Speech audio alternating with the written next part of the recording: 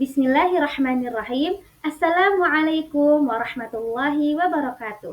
Assalatu wassalam ala nabiyyina Mustafa Nabiyuna Muhammad sallallahu alaihi wasallam wa ala alihi wa ashabihi wa man tabi'ahu bi ihsanin ila yaumiddin amma ba'd. Pertama-tama, saya ucapkan terima kasih kepada Bapak Dr. Ardi Irfansyah MPD atas kesempatannya. Video ini saya buat sebagai pengganti ujian akhir semester mata kuliah teori belajar dan pembelajaran.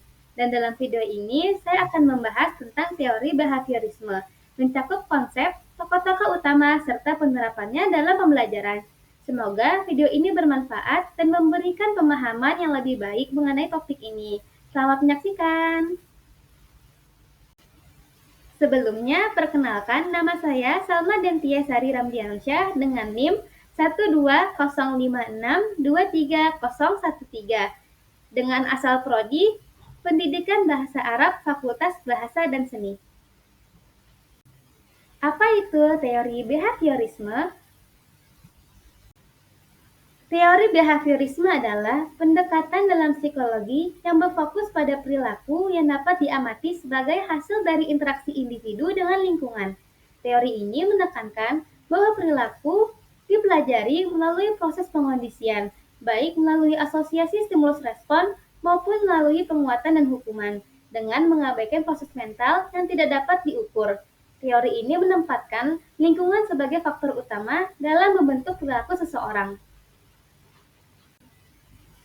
Latar belakang masalah. Teori behaviorisme muncul pada abad ke-20 sebagai reaksi terhadap pendekatan psikologi introspektif yang lebih menekankan analisis proses mental subjektif, seperti pikiran dan perasaan. Para psikolog seperti John B. Watson berpendapat bahwa psikologi harus berfokus pada perilaku yang dapat diamati dan diukur secara objektif, bukan pada aspek mental yang tidak bisa diamati. Watson memperkenalkan ide bahwa perilaku manusia dan hewan dapat dipelajari melalui interaksi dengan lingkungan, melalui hubungan antara stimulus, rangsangan, dan respon reaksi. Konsep ini diperkuat oleh penemuan Ivan Pavlov mengenai conditioning klasik, yang menunjukkan bagaimana respon dapat dipelajari melalui asosiasi antara stimulus. Kemudian B.F. Skinner mengembangkan teori ini lebih jauh dengan conditioning operant, yang menunjukkan bagaimana perilaku dapat diperkuat atau dihentikan melalui konsekuensi seperti penghargaan, penguatan positif, atau hukuman penguatan negatif. Behaviorisme menekankan pentingnya faktor eksternal dalam membentuk perilaku dan mengabaikan proses internal yang tidak dapat diamati secara langsung. Salah satu contohnya adalah guru memuji murid yang berhasil menjawab pertanyaan dengan benar. Tokoh utama teori behaviorisme ialah B.F. Skinner. B.F. Skinner adalah tokoh utama dalam teori behaviorisme yang mengembangkan konsep operant conditioning atau pengondisian operant, yang menekankan bahwa perilaku dapat dibentuk dan dikendalikan melalui pemberian penguatan atau hukuman. Penelitiannya termasuk penggunaan kotak Skinner atau Skinner box, menunjukkan bagaimana lingkungan berperan besar dalam membentuk perilaku melalui konsekuensi yang diberikan. Selain B.F. Skinner, teori behaviorisme juga dikembangkan oleh tokoh-tokoh lain yang memiliki kontribusi signifikan.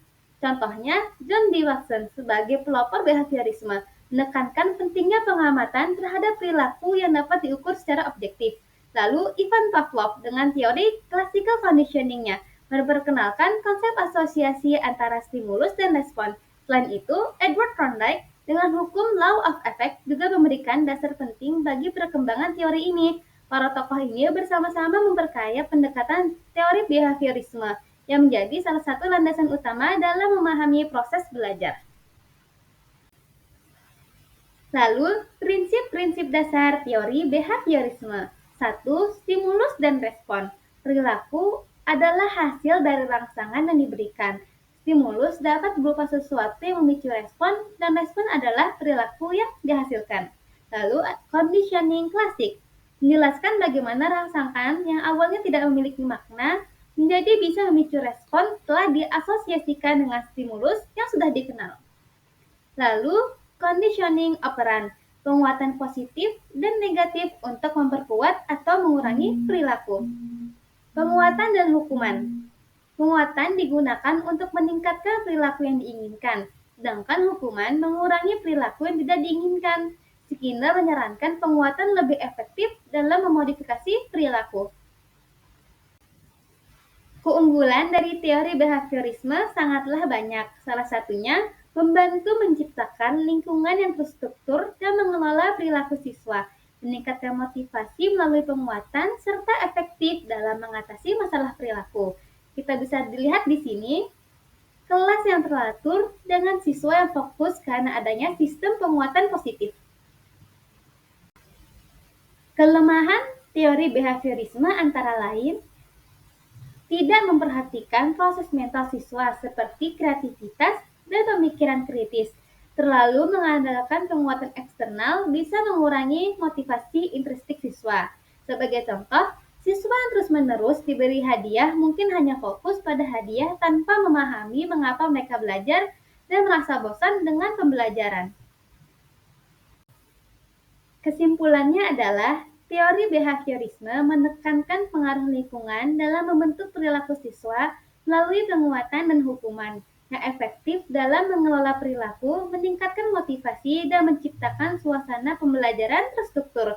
Teknik seperti penguatan positif, penguatan negatif, dan hukuman digunakan untuk meningkatkan hasil belajar dan perilaku siswa.